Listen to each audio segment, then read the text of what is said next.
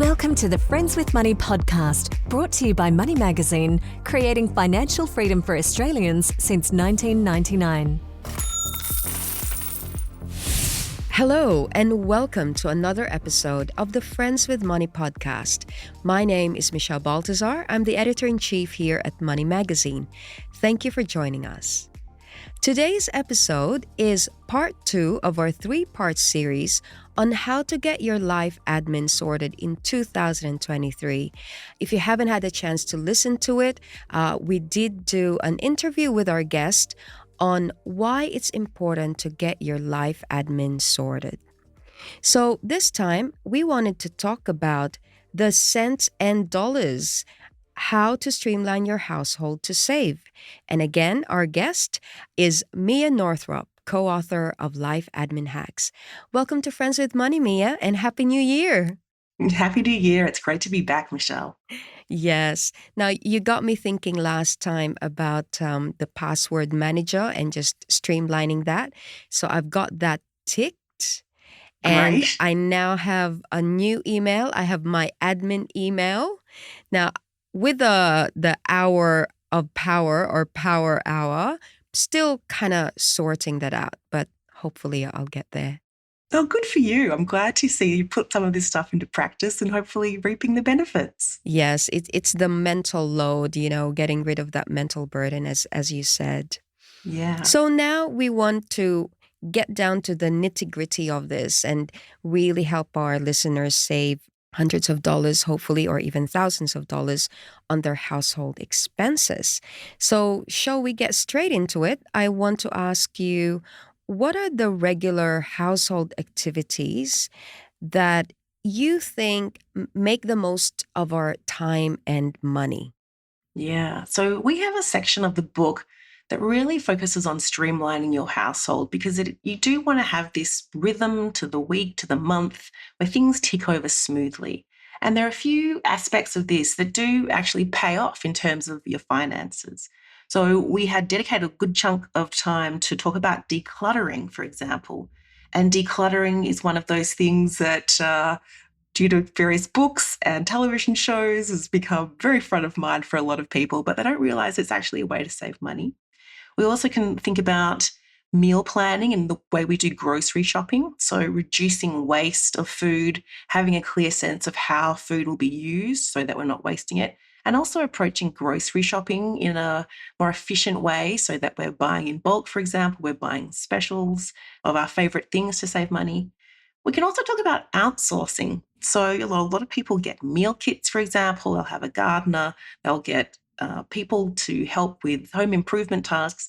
There's a whole range of things you can outsource. And depending on your time money equation and how much kit you might need to buy to do something yourself around the time, sometimes it is more economical to actually get someone in to help you out. So there's some of the things we can explore today. So you talked about decluttering, and I think we've both watched episodes of Marie Kondo's Decluttering reality TV show on Netflix. Tell us a little bit more about household decluttering and how that can save you time and money. Those decluttering shows are so addictive because everyone loves a good before and after kind of makeover show. And you can make over your own home in that same way.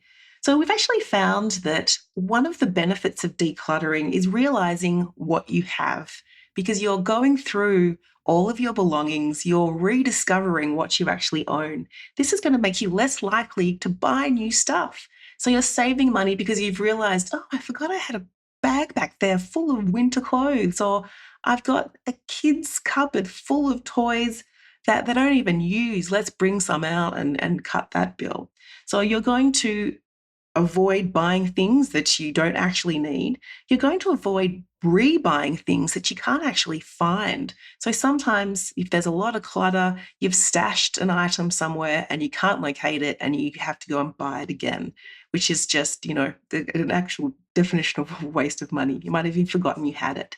So these are a few benefits of decluttering. Decluttering brings an immense peace of mind, a lot of household harmony, but you're also going to save money in that way.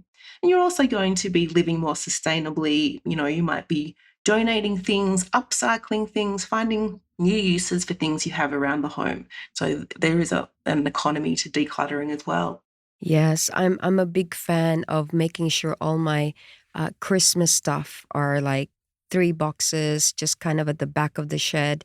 And I feel so kind of chuffed that I've got it all organized because before you know it, Christmas comes around. It's like I don't have to buy all these new things. It's there, and things like stationery as well. Hmm. And I remember during the first round of COVID lockdown, I had to store quite a few. Um, Stuff into boxes and I had an Excel sheet. So I was able Mm, to control find where they were and felt like, all right, that's good. that's next level. That's next level, Is Michelle. it I'm is that impressed. next level? That's great. Because remember during the first round of lockdown, we just didn't know how often we could go to the shops. So Yeah. I never bulk bought anything in the past. And then Yeah. I'm like, maybe I should have more cans of goods. But to Yeah. this day, I still have a few jars of sauerkraut that I never got to use. That's It's very good for you. Get in there. that's for another episode. Now you Yeah. talked about meal planning and buying Mm, groceries, and I think there was a Reddit post about how a bag of groceries that used to cost $30 now cost $80. So yeah. this is really important for a lot of households right now to try and save. Tell us a Hmm. little bit more about how you've done it, your meal plans Yeah. and, grocery shopping. Yeah. Well, I was one of those notorious shoppers who I'd just turn up at the supermarket, buy what looked good and interesting and what I was inspired by on the day, and then get home and be like, can I actually construct a meal out of any of this? And a week later, there'd be some limp bit of corn and a sad looking bit of lettuce. And I'm like, I'm sorry, you're going in the compost. Like it's just a waste. So I was also one of those people who I'm not a particularly good cook. So this was a real kind of epiphany about how liberating and actually empowering it is to do some planning and go to the shop door with a list, knowing exactly what I'm going to cook. And this is a key way of saving money in terms of you can plan what you're going to be buying, you can plan to shop on specials, you can plan to buy seasonally, and you know that you're not going to be wasting food. Because there's also, I think we've seen in Money Magazine, we've talked about in the past the idea that you can pick to go to a certain supermarket chain that you feel is cheaper. Not everyone has the range of supermarkets around them where they can make that choice. So, meal planning is another way that you can control your grocery costs. The other thing is, as you said, in terms of COVID, a lot of us started buying in bulk.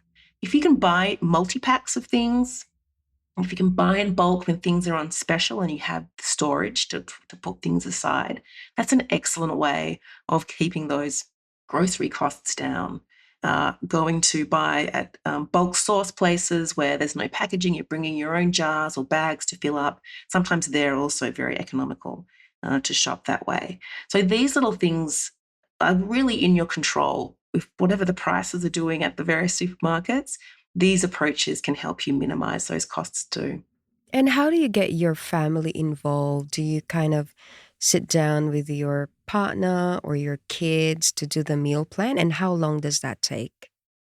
My kids, I have two primary school age children who have very unadventurous palates, really. They don't even realize they're on a fortnightly menu that just rotates the same thing every 2 weeks, and they barely realize.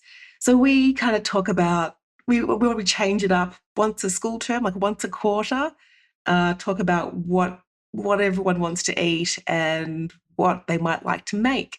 So sometimes we do have meal kits coming in, the Hello Freshes and the Marley Spoons, if we're going through a particular busy couple of months or period. And we choose recipes when those things come around that they like to cook because it's all portion controlled and the instructions are crystal clear. So we'll have a talk every couple of months about what we're liking to eat, what we want to try, and that will go on the meal plan. So I would plan 6 meals out of 7. Friday night in our household is always pizza night. That's just a tradition that we have. We've attempted making them. That's been rejected. We're back to ordering them. But we sort of think about the categories for each night. So Tuesday is taco night. Wednesday we have pasta. We don't know what kind of pasta. That's what changes seasonally, but it's going to be pasta. And so we think about the categories that we have each night so that we're not having to think up a wonderful variety of meals just sort of out of the blue. It's kind of the clincher to meal planning is to think in categories. And do you buy seasonal fruits and vegetables? Is that a way to Yeah. save as well? Yeah, absolutely. There's a couple of reasons. Obviously, there's the financial aspect of just buying what's cheap when it's plentiful, but also just savoring things that are just around for a short period of time. Like I saw watermelon. Watermelon comes into the supermarket way too early for my liking. It's still Arctic in Melbourne. I know it's summer officially, but I'm so happy when watermelon comes properly into season and I can celebrate that it's stone fruits. It feels that summery vibe. And then, as we move into autumn and winter, and you get the different fruits, the apples and the pears and the kiwis and all the citrus comes, and it's just a nice way to actually mark the seasons and the fact that the world is changing, the weather is changing. It's lovely to eat in tune with nature. I have a feeling that a lot of our listeners are already doing a little bit of meal planning, and we are all incredibly conscious now of the costs. Like someone was chatting to me a few Mm. weeks ago about how when you go to one of the supermarkets and the tuna is on sale, it used to be 80 cents, 90 cents, but now it's $1.45. And I'm Mm. like, I've known this person for many years, and I'm like, since when did you start looking at like the price of tuna on sale? But we're definitely of that mindset. But one thing that not a lot of people do is outsourcing household chores.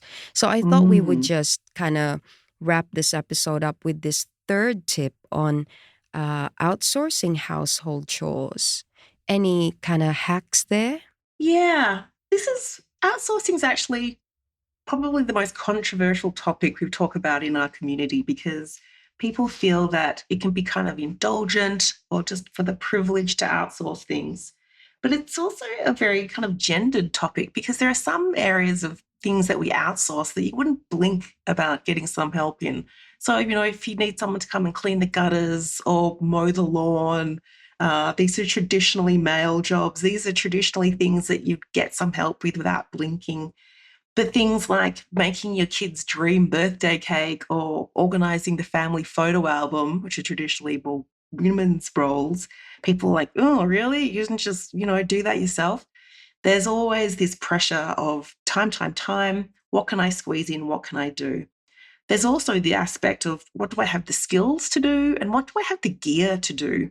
And often when it comes to actually saving money by outsourcing, it's avoiding having to go to Bunnings or wherever and equipping yourself with a whole bunch of stuff that you might use once a year or once and never do again. And, instead of having someone come in who has all that equipment and kit and possibly do a better job of you at whatever that chore is.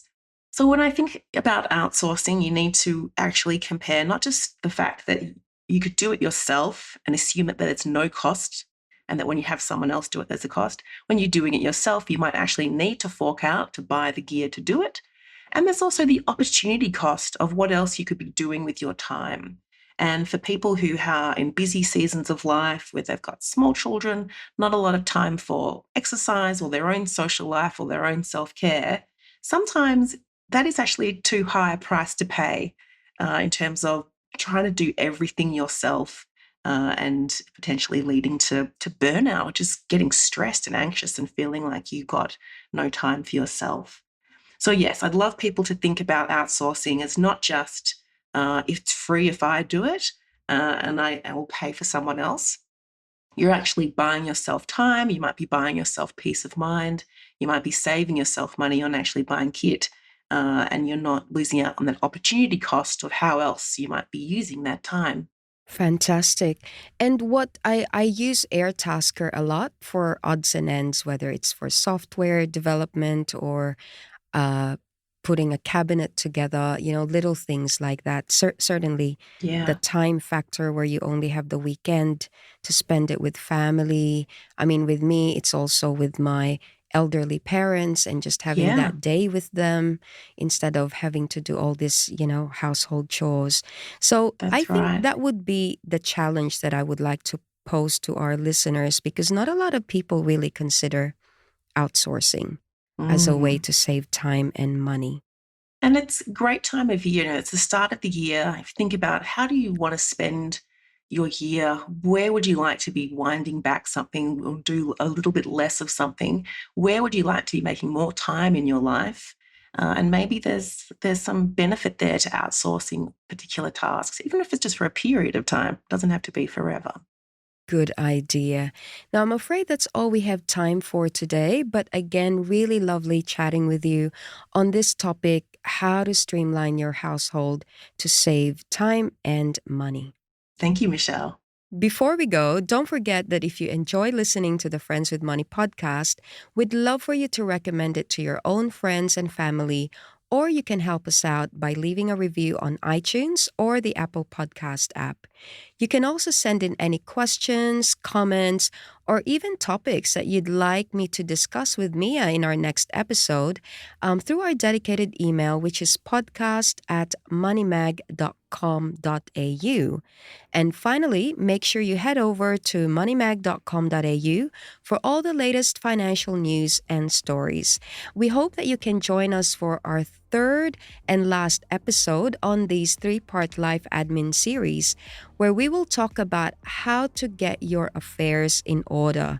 And we'll talk about taxes, maybe a little bit about estate planning, but it's all about adulting. So that's it for this episode. I'm Michelle Baltazar. Bye for now. Thanks for listening to the Friends with Money podcast. For credible, independent, and easy to understand financial commentary, visit moneymag.com.au. Please remember that the views and opinions expressed in this podcast are general in nature, and further independent advice and research based on your personal circumstances should be sought before making an investment decision.